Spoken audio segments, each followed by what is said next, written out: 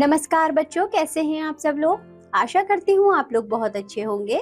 आज हम पढ़ेंगे पाठ नंबर 17 जिसका नाम है मुहावरे तथा लोकोक्तियां, इडियम्स एंड प्रोवर्ब्स। तो बच्चों, पिछले पाठ में हमने पढ़े थे क्या? हमने पढ़े थे विराम चिन्ह, हमने उनका प्रयोग जाना और महत्व जाना था। आज हम पढ़ेंगे मुहावरे तथा लोकोक्तियां।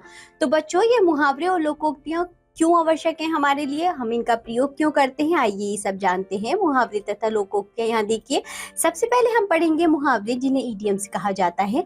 मुहावरा शब्द जो है वो अरबी भाषा का है जिसका अर्थ है अभ्यास अथवा बातचीत, परंतु हिंदी भाषा में यह अपने शाब्दिक अर्थ से भिन्न अन्य अर्थ में रूढ़ हो जाता है। बच्चों, जब हम मुहावरा कहते हैं तो वो अपना शाब्दिक अर्थ न रखकर कोई विशेष अर्थ रखता है जिससे कि हमारी भाषा रोचक बनती है, प्रभावपूर्ण बनती है। परिभाषा देखिए पहले। ऐसा वाक्यांश जो सामान्य से भिन्न किसी विलक्षण या विशेष अर्थ को प्रकट करे तथा शाब्दिक अर्थ से भिन्न किसी अन्य अर्थ में रूढ़ हो जाए, मुहावरा कहलाता है। मुहावरे के प्रयोग से भाषा को प्रभावशाली, मनमोहक एवं प्रवाहमयी बनाने में मदद मिलती है। मुहावरे का प्रयोग वाक्य के प्रसंग में होता है, अलग से नहीं। जैसे मुहावरा एक ऐसा वाक्यांश है जिसके पूर्ण अर्थ का बोध वाक्य पूरा होने पर ही होता है। आइए बच्चों, ये तो हुआ मुहावरा, ठीक है। अब जानिए कि लोकोक्ति क्या होता है। लोकोक्तियां यानी कि प्रोवर्ब्स। लोकोक्तियों से आशय है लोक में प्रचलित उक्ति। लोकोक्तियां जनसाधारण के अनुभवों, कहानी, घटना या तथ्य पर आधारित होती है। लोकोक्तियां स्वतः पूर्ण वाक्य होती है। इनका व्यवहार स्वतंत्र वाक्य के रूप में किया जाता है। इनका प्रयोग किसी विचार के समर्थन में किया जाता है जिससे कथन प्रभावशाली हो जाता है। लोकोक्तियां भूतकाल के लोक अनुभवों का परिणाम होती हैं जिन्हें किसी बात के समर्थन में वाक्य के रूप में प्रयोग किया जाता है। लोकोक्ति को कहावत भी कहते हैं। ये तो हुई बच्चों लोकोक्ति। अब जानिए कि लोकोक्ति एवं मुहावरे में अंतर क्या होता है। यहाँ देखिए, लोकोक्ति एवं मुहावरे में अंतर। मुहावरा वाक्य का भाग होता है जबकि लोकोक्ति पूर्ण वाक्य होती है। मुहावरा वाक्य के बीच में प्रयोग होता है, अतः वाक्य का अंग बन जाता है। लोकोक्ति वाक्य का अंग नहीं बनती, उसका प्रयोग स्वतंत्र रूप से वाक्य के अंत में उदाहरण स्वरूप किया जाता है। इस अंतर को आप याद रखेंगे। पूर्ण इकाई होने के कारण लोकोक्ति के स्वरूप में परिवर्तन नहीं किया जा सकता, जबकि मुहावरे के शब्द वाक्य के अनुसार परिवर्तनीय होते हैं। यहाँ देखो बच्चों, कुछ महत्वपूर्ण मुहावरे और उनका प्रयोग। यहाँ कुछ मुहावरे अर्थ व प्रयोग सहित दिए जा रहे हैं, इनका अभ्यास कीजिए। कमर कसना, जिसका अर्थ है दृढ़ निश्चय करना। परीक्षा में सफल होना है तो खूब पढ़ने के लिए आज ही कमर कस लो। कमर सीधी करना यानी कि विश्राम करना। रात भर पढ़ाई करता रहा, अब कमर सीधी करने का समय मिला है। कमर टूटना यानी कि निरुत्साहित होना। व्यापार ठप हो जाने से सेठ जी की कमर टूट गई है। कलेजा फटना, ईर्ष्या होना। जाने क्यों मेरी उन्नति देखकर पड़ोसी का कलेजा फटने लगता है। कलेजा ठंडा होना। दाह पूरी होने पर संतोष होना। शत्रु की हानि होने पर मोहन का कलेजा ठंडा हो गया। कान देना यानी कि ध्यान देना, किसी की बातों पर कान ना दो, अपने काम में लगे रहो। कान खड़े होना, सावधान होना। अपने विषय में अनुचित टिप्पणी होते देख सुमित के कान खड़े हो गए। कान पकड़ना यानी कि अपनी गलती स्वीकार कर भविष्य में वैसी गलती ना करने की प्रतिज्ञा करना। परीक्षा में नकल करते पकड़े जाने पर अभिनव ने भविष्य में ऐसा ना करने के लिए कान पकड़ लिए। खून सूखना यानी कि भयभीत हो जाना। भालू को सामने देखकर अमित का खून सूख गया। गले लगाना यानी कि प्रेम करना।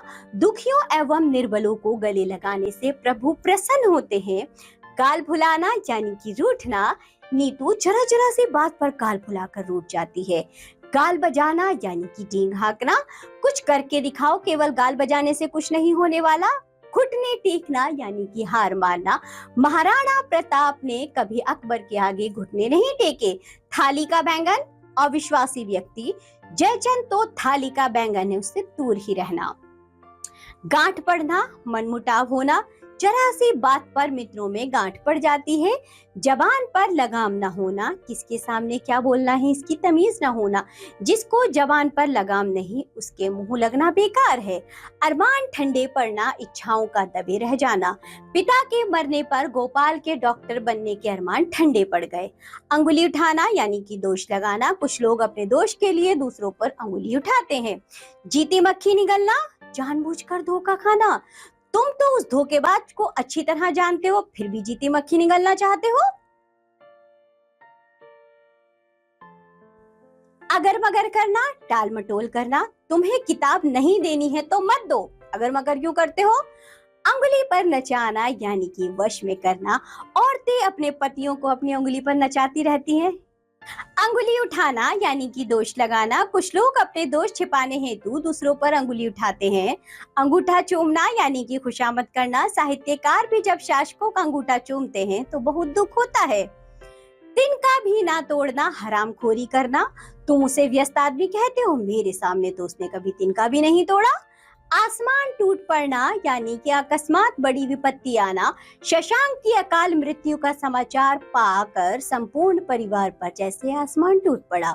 आड़े हाथों लेना, खरी खोटी सुनाना, पुत्र की गलती पर पिता ने उसे आड़े हाथों लिया, अक्ल के घोड़े दौड़ाना, कल्पना करना तुम्हें कुछ काम तो है नहीं, बस अक्ल के घोड़े दौड़ाते रहते हो। अंग टूटना, थकान की पीड़ा, लगातार काम करते करते मेरे अंग टूटने लगे हैं। अपना उल्लू सीधा करना, अपना काम निकालना, जब अंकित को अपना उल्लू सीधा करना होता है तब सबसे मुस्कुराकर बातें करता है। अंधेरे घर का उजाला, इकलौता पुत्र, अच्छा हो या बुरा मेरा अशोक ही मेरे अंधेरे घर का उजाला है, रोती हुई माँ ने कहा। अन्न जल उठना यानी रहने का सहयोग न रहना, आजकल शशांक ऑफिस में बहुत गलतियां करने लगा है, लगता है यहाँ से उसका अन्न जल उठ गया है। अपना सा मुंह लेकर रह जाना यानी कि लज्जित होना, दीप ने चोरी की, आज पकड़े जाने पर वह अपना सा मुंह लेकर रह गया। एक आंख से देखना, समान भाव से देखना, महान पुरुष छोटे बड़ों को एक आंख से देखते हैं। अपनी खिचड़ी अलग पकाना यानी कि अलग रहना, अगर सब लोग अपनी खिचड़ी अलग पकाने लगे तो समाज का भला नहीं हो सकता। चारपाई पकड़ना यानी बहुत बीमार होना, रश्मि के दादाजी ने एक सप्ताह से चारपाई पकड़ रखी है। आंखें बिछाना यानी कि बहुत आदर करना, मंत्री जी के स्वागत में जनता ने आंखें बिछा दी। आपे से बाहर होना, बहुत गुस्सा करना, आप जैसे भले व्यक्ति को आपे से बाहर होना शोभा नहीं देता। ये थे बच्चों मुहावरे जिनका हमने अर्थ और वाक्य में प्रयोग देखा। अब देखिए जरा लोकोक्तियां यानी कि प्रोवर्ब्स। दूध का दूध, पानी का पानी, जिसका अर्थ है पूर्णतया न्याय होना। भ्रष्टाचारी सेठ ने सत्य छिपाने का बहुत प्रयत्न किया, परंतु जज ने दूध का दूध, पानी का पानी कर दिया। हथेली पर सरसों नहीं जमती, कार्य का फल शीघ्र नहीं मिलता। तुम चाहते हो कि आज काम शुरू करो और एक सप्ताह में समाप्त कर दो, यह एक महीने का काम है, ध्यान रखो, हथेली पर सरसों नहीं जमती। थोथा चना बाजे घना, सारहीन मनुष्य अधिक बोलता है। धनपत राय धनवान होने की ढींग मारता है और लोगों का कर्ज चुका नहीं पा रहा, इसे ही कहते हैं थोथा चना बाजे घना। ऊंट के मुंह में जीरा, आवश्यकता से बहुत कम, इस पहलवान का एक प्लेट से क्या होगा, यह तो इसके लिए ऊंट के मुंह में जीरा है। एक अनार 100 बीमार, एक वस्तु के अनेक चाहने वाले। आज बेकारी इतनी बढ़ गई है कि एक पद के लिए 1000 व्यक्ति संघर्ष करते हुए मिल जाते हैं, इसे कहते हैं एक अनार 100 बीमार। आम के आम, गुठलियों के दाम, एक काम में दुगना लाभ। रोहित समाचार पत्र पढ़कर उन्हें संभाल कर रखता है और उनके लिफाफे बनाकर बेच देता है, इसे कहते हैं आम के आम, गुठलियों के दाम। साच को आंच नहीं, सत्य बोलने वाले को कभी भय नहीं। गुंडों ने अतुल को बहुत भयभीत किया कि अदालत में सब सच बोलेगा तो बहुत नुकसान उठाना पड़ेगा, परंतु अतुल ने कह दिया साच को आंच नहीं। एक और एक 11 होते हैं यानी एकता में बल होता है। इस काम को आप अकेले नहीं कर सकते, सब मिलकर करेंगे तो सफलता निश्चित है, क्योंकि एक और एक 11 होते हैं। एक हाथ से ताली नहीं बजती, झगड़ा दोनों ओर से होता है। मैं तुम्हारी बात कैसे मान लूं कि सुरेश ही इस झगड़े का कारण है, आखिर तुमने भी तो कुछ कहा होगा, क्योंकि एक हाथ से ताली नहीं बजती। काला अक्षर भैंस बराबर, जिसका अर्थ है बिल्कुल अनपढ़। कीमती कपड़े पहने देखकर उससे तार पढ़ने के लिए कह रहे हैं, अरे इसके लिए तो काला अक्षर भैंस बराबर है। जितने मुंह उतनी बातें, प्रत्येक की राय अलग अलग होना। छगनलाल के यहाँ हुई चोरी का अभी तक कुछ पता नहीं चला, अभी तक तो जितने मुंह उतनी बातें हो रही हैं। धोबी का कुत्ता घर का ना घाट का, दो तरफा व्यक्ति कहीं का नहीं रहता। रितेश ने नौकरी करने के लिए पढ़ाई भी छोड़ दी, अब नौकरी भी नहीं करता, इसे कहते हैं धोबी का कुत्ता घर का ना घाट का। सिर मुंडाते ही ओले पड़ना यानी कि काम शुरू करते ही बाधा। सेठ धनीराम ने अपनी दुकान का जैसे ही श्रीगणेश किया त्यों ही शहर में दंगा हो गया, इसी को कहते हैं सिर मुंडाते ही ओले पड़ना।